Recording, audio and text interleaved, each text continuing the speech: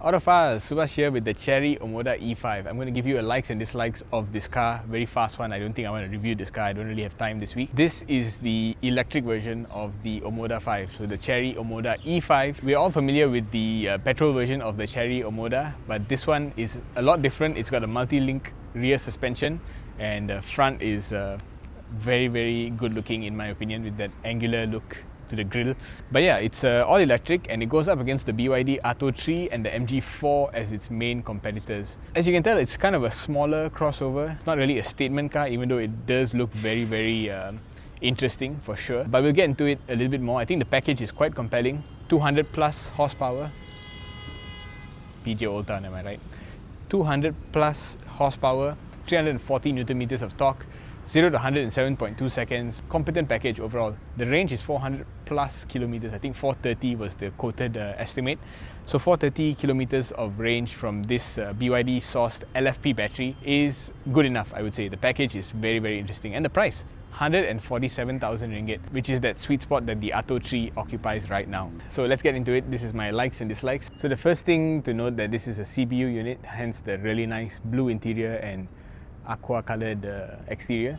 But yes, the first thing I liked is actually the packaging, because 147,000, powered boot, interior looks very presentable. Please ignore the rotan. USB-C, USB-A, single rear, aircon blower at the back, sports inspired seats lah, let's call it that. Powered, USB-C, USB-A, dual 12-inch displays, 12.3 inch, 50 watt wireless charging, and of course a sunroof.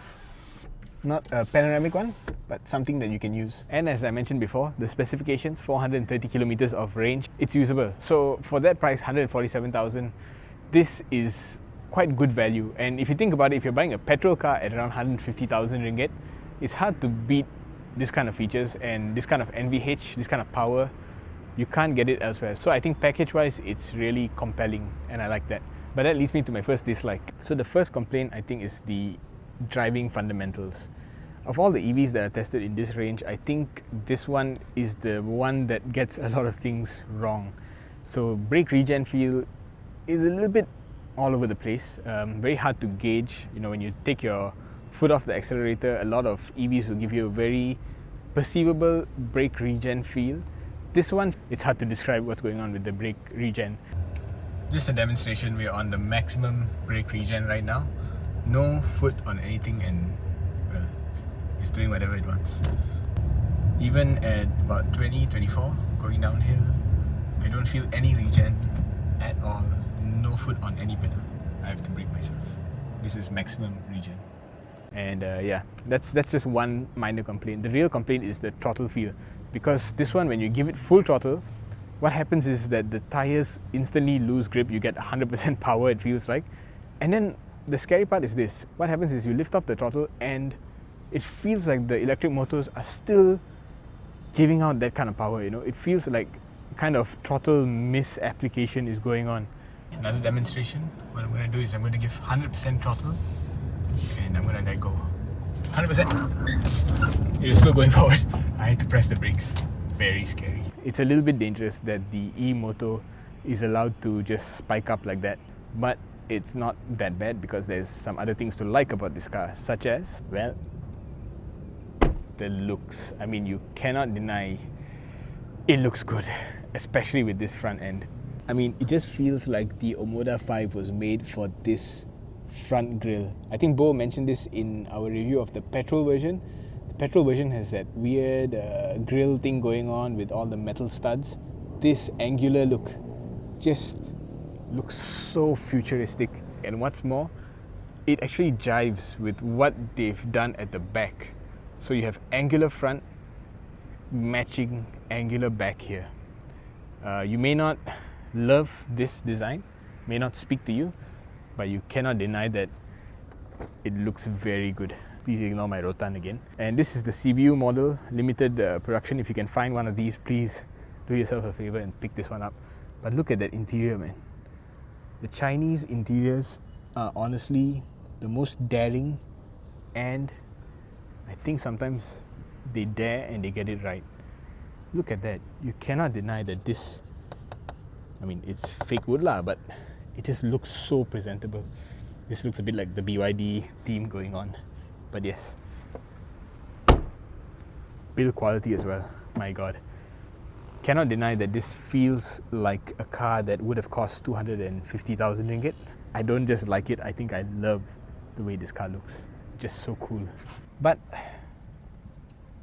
for every good thing, there's got to be a bad thing, right? And the bad thing now is that, well, the car feels a little bit unfinished in some places. So let me explain what I mean. Like this charging port situation, even though it's cool that it's all electronic and the front comes out like this, very cool as a concept, but when you actually have the charger in hand, well, you got to lift it up a little bit more, and then you have to bend down like that to actually access the charging ports.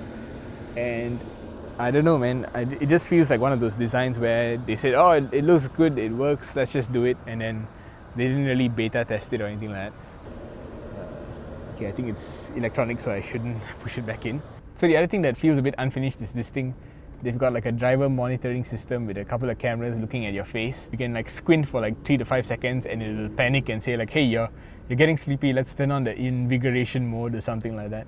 It's really funny because you can pretend to squint for a few seconds and it'll think that you're falling asleep.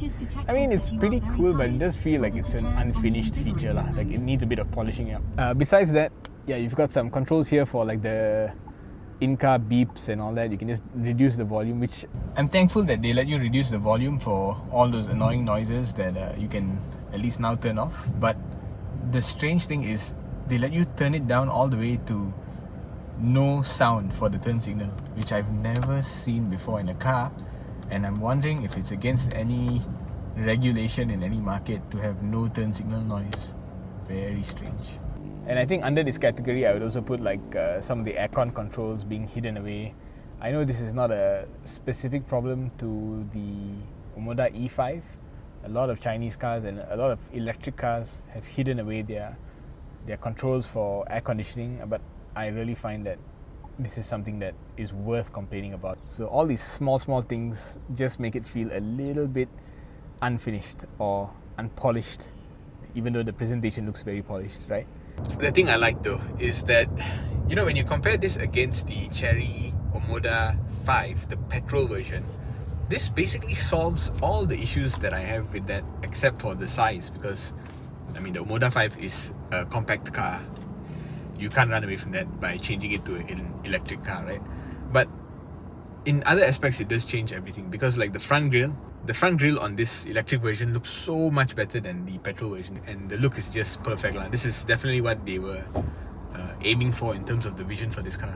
So the comfort and the whole potential axle dropping off situation is also solved. Well, this car has a multi-link rear suspension, and the comfort, I'm going over a pothole right now. That's very cool. And also the other thing it solves is the noise. It is a loud powertrain and not a very pleasant noise at that. But on this vehicle, well, it's an electric car, so as you can hear, or not hear, it's very, very quiet. The other thing is that this car has a lot of power. And of course, it doesn't deliver that power very well, as I noted before. But if you give it like, okay, I'm giving it 30%, it just spurts forward, no drama. That's just the EV way lah. My third dislike is this. I think Malaysians are going to be one of the first in the world to experience this Chery EV, and I don't think Chery has that much experience in electric vehicles compared to maybe BYD, maybe MG, who have been selling EVs in many other markets for many years. This Omoda E5 was, I don't know, I think it was launched in Malaysia within months of being globally launched. So Malaysian customers are taking on that inherent risk of trying out a brand new EV by a brand that is just starting off in its EV phase. So I don't think that is reflected in the way the car is packaged.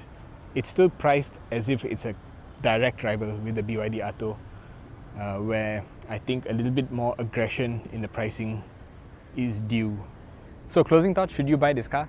I think if you're a couple, young couple, this could be a good starter EV. I think it's a slightly better starter EV than something like the BYD Dolphin or the Dongfeng Box.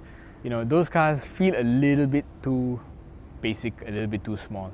This car, crossover, It's got the vibes of a luxury car. I can see some people being attracted to this and thinking, hey, why not I give it like 5 years and see what happens. The pricing is not that high. Besides that, I think they really need to sort out that throttle response issue and the brake regen strangeness that is going on. What do you guys think of this car? Let me know below. Thanks for watching. Subhash from Autofiles, signing out.